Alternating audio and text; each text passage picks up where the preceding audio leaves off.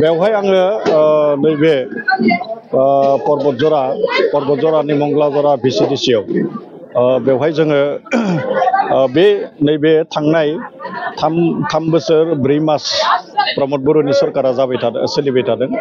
दा बेवहाय जोंहा मा जौगालु हाबाफारिफोर जादों आरो मा जों खामानि मावनो गोनां दोङो बैफोर बाथ्राफोरखौ जों बेवहाय ओनसोलनि रायजो राजाफोरजों सावरायदों बिटिआर रेकर्ड हिसाबै पर्बतजरायाव बिटिआर रेकर्डनि मोननैसो दफा बेवहाय दोङो दा बेवहाय जोङो नुनो मोनदों गोदोनिफ्रायनो पर्बतजरा ओनसोलाव बेवहाय जे देहा फाहामसालिनि जि मोनसे सुबिदा बे सुबिदा गैयामोन आरो दिनै नुनो मोनदों प्रमद बर' बिथांनि सरकार दैदेननायाव बेवहाय आयुष हस्पिटाल 50 बेडेडनि जे मोनसे आयुष हस्पिटाल बियो आथिखालाव मावफुंजानायनि लामायाव थांगासिनो दोङो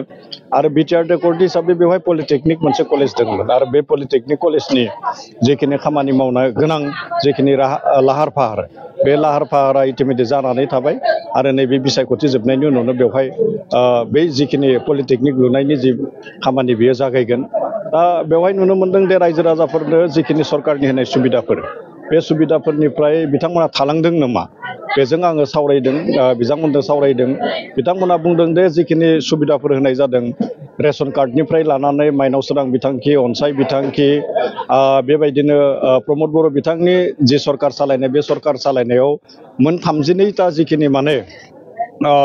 थांना थानायनि जायखौ माने लिभलिहुड होननानै बुंनाय जायो बे थांना थानायनि जिखिनि राहा बे राहाफोरनि जिखिनि आसनिफोर बे आसनिफोरखौ फ्राय नैबे मंगलाजरा ओनसोलाव मोनदों बेखौ बिथांमोना आंनो फोरमायदों गोजोननाय फोरमायदों आरो नैबे पर्बतजरा हिसाबै थांनाय 15 बोसोराव जिखिनि माने लामा हान्थामेलानि जिखिनि जेंनाफोर दङमोन बे जेंनाफोरा फ्राय माने बे सुस्रांजानाय लामायाव फैबाय आरो मोनसे मोननै गाहाय लामानि अनगायै मोनसे मोननै गाहाय दालांनि अनगायै बेवहाय माने पर्बतजरा जिखिनि जि मोनसे समस्ति बा पर्बतजराया गावनो मोनसे साब डिभिजन बे साब डिभिजनाव माखासे जेंनाया बिथांमोना माने सुस्रांजानायनि लामायाव थांगासिनो दोङो आरो बिथांमोना मोनसे गोजोननाय फोरमायदों प्रमद बर'नि सरकारनि सामलायनाय बेखौ गोजोननाय फोरमायदों आरो फैबाय थानाय समाव बिथांमोना प्रमद बर' बिथांखौनो मदद होलांबाय थानायनि जि मोनसे बाथ्रा बे बाथ्राखौ बिथांमोना फोरमायदों आरो बे हिसाबैनो जानो हायो दे नैबे पर्बतजरा ओनसोला जिखिनि बाखि आद्रा थानाय जिखिनि जौगानाय हाबाफारिफोर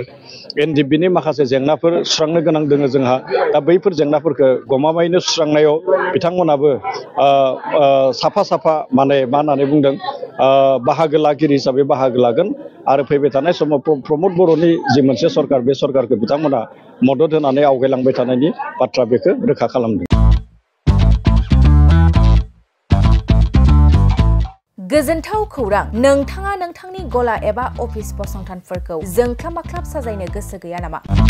नोंथांनि गलाफोरखौ बायदि रोखोमनि जोंख्लाब माख्लाब खालामनानै साजायनो थाखाय क'क्राझार नोगोरनि सिङाव थानाय गौरां भेलि हटेल साखाथियाव चाणक्य आर्ट एन्ड डिजाइन गलाया लानानै फैदों बायदि रोखोमनि आर्ट डिजाइन। क'क्राझार नोगोरनि सिङाव थानाय गौरां भेलि हटेल साखाथियाव चाणक्य आर्ट एन्ड डिजाइन गलाया नोंथांमोननि थाखाय लानानै फैदों नोंथांनि गलाखौ जोंख्लाब माख्लाब खालामनो गोबां रोखोमनि आर्ट डिजाइन।